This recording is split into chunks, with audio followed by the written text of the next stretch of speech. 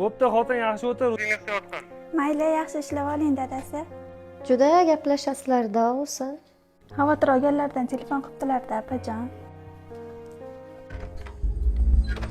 Xavotir olishni ko'rsatib qo'yaman sizlarga. Qarab tur. Albatta, shuningmi kech bo'lganda chaqirdingiz? Shu sen uka o'zimni telegramni ulab oldim. Sandan bitta yordam, yangi nomer olasanmi, telegram ochasanmi? Shunga yozsang, ikkalamiz yozishamiz. Shantaj qilib, keyin ovsinimni uydan haydab turib yuboraman. Siz jinnimisiz, appa? Bitta oilani buzib yubormoqchimisiz? Shunaqa qilsam, hovli pochcham bilan menga qoladi-da. Apam yaxshi yashasin desang, aytganimni qil. Voy, eshityapman, kim edi bu? Aka, men keliningiz. Ha, kelin yaxshimisiz? Ukam yaxshimi?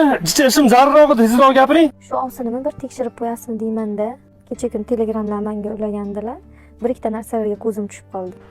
Nima narsa ekan? Qani tashingchi? Hop, hozir meni tashlayman. Ustimga yuryaptimi?